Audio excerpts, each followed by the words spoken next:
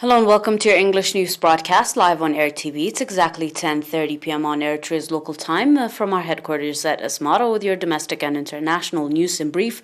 I'm Zahra Badouri, but first we'll begin with your major headlines for this broadcast. An announcement from the Ministry of Health.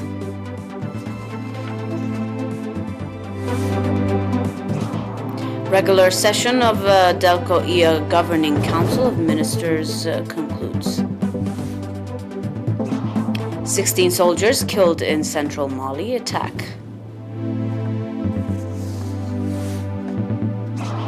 .6 magnitude earthquake hits Tokyo and surrounding areas, but no tsunami warning. Welcome to your domestic in brief. 3 patients have been diagnosed positive for COVID-19 in tests carried out today at quarantine centers and testing stations in Asmara Central Region. Out of these, 2 patients are from quarantine centers and 1 patient is from a testing center in Asmara Central Region. On the other hand, 2 patients who have been receiving medical treatment in hospitals in the Central Region have recovered fully and have been discharged from these facilities. The total numbers of recovered patients has accordingly risen to 6,668, while the number of deaths stands at 42. The total number of confirmed cases in the country to date has increased to 6,737. Ministry of Health, Asmara, 8th October 2021. The 66th regular session of the Desert Locust Control Organization for East African Governing Council of Ministers that was conducted at Asmara Palace Hotel concluded today, 8th October. At the 2-day meeting, extensive discussion was conducted on budget for 2021 and 2022 administrative activities, as well as the financial contribution that member states should make with a view to support the organization. The participants also elected the chairman and vice chairman for the next session and agreed that the 67th regular session of the organization to be held in Kampala, Uganda. Speaking at the concluding event, Mr. Farid Bawino, chairman of the Governing Council of Ministers of the organization, commanding for the strong participation the participants demonstrated during the 2-day session, expressed appreciation for the hospitality and cordial reception accorded to the participants by Eritrean under the leadership of President Isaias Afwerki. Representatives from Eritrea, Ethiopia, Somalia, Kenya, South Sudan, Tanzania, Uganda, Sudan, and Djibouti that participated at the 66th session also signed on the documents containing the issue raised and adopted recommendations.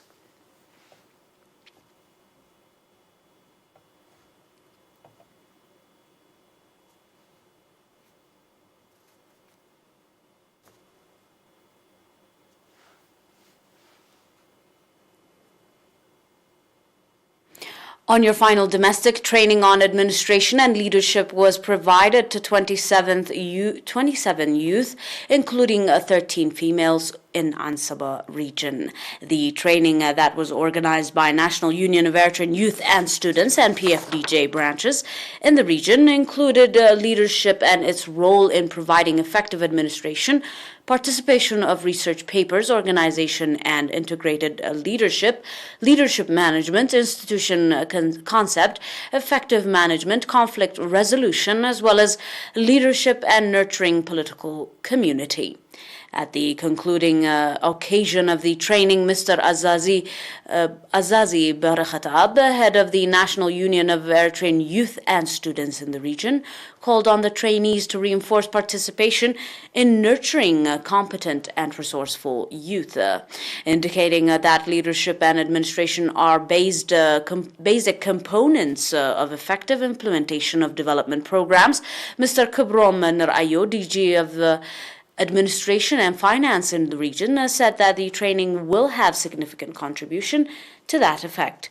Mr. Saleh Ahmeddin, chairman of the National Union of Eritrean Youth and Students, on his part, called on the trainees to apply the training they received in exercising effective leadership.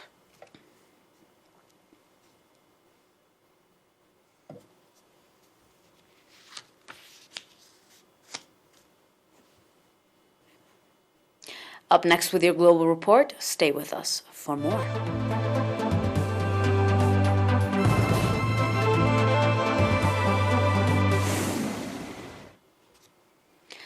And on your reports on the international line, 16 soldiers were killed and 10 wounded in an attack in central Mali on Wednesday, security and health officials in the war-torn Sahel state reported.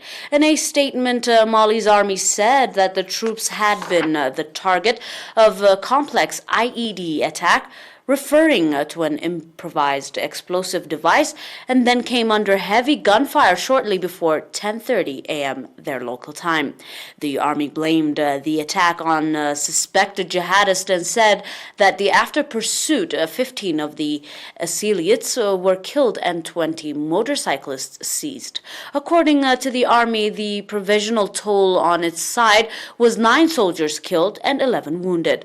It also said 3 of its vehicles were destroyed. However, a health official working in central Mali said the death toll had raised to 16, with the bodies in the local morgue. A security sources who requested anonymity also confirmed the high death rate toll. Mali has been struggling to contain an Islamist insurgency that first erupted in the north in 2012 and has since claimed thousands of military and civilian lives. Despite the presence of thousands of French and UN troops, the conflict has engulfed central Mali and spread to neighboring Burkina Faso and Niger. Central Mali has become one of the most violent hotspots of the Sahel-wide conflict, while ethnic killings and attacks on government forces are frequent. Laying roadside bombs or IEDs is a common tactic of jihadist group within the region. 4 Malian soldiers were killed by an IED blast in the region on September 20th. A jihadist ambush also killed 5 soldiers in central Mali on September 12th. Both those attacks were claimed by Al-Qaeda, a aligned group to support Islam and Muslims. The GSIM also said that it was responsible for an attack on a mining convoy in western Mali on September 28th, which killed 5 gendarmes. A 6.1 magnitude earthquake shook Japanese capital Tokyo and surrounding areas on Thursday evening, October the 7th, as your final domestic. But no tsunami warning was issued, the Japan Meteorological Agency reported. Initial information from the JMA put the epicenter of the quake in Chiba Prefecture, east of Tokyo, and said it struck at 10:41 p.m. with a depth of 80 kilometers. The quake sent buildings swaying and an emergency warning blare from the phone of local residents, intended to give them time to take shelter. There were no immediate reports of injuries or damage. However, the U.S. Geological Survey put the quake strength at magnitude 5.9 with a depth of 61 kilometers. Some bullet and local train services were halted as a precaution after the quake, but local media reporting from locations in and around Tokyo said there did not appear to be any serious impact from the trembler. Checks were also underway and regional nuclear plants, but there were no reports of abnormalities. Several hundred Tokyo homes were reportedly without power after the earthquake struck.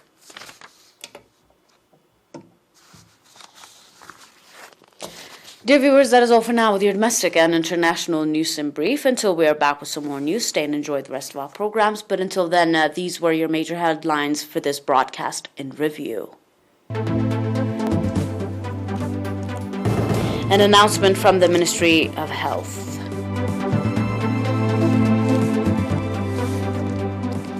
Regular session of Delco-EA Governing Council of Ministers concludes, and seminar on administration and leadership. 16 soldiers killed in central Mali attack.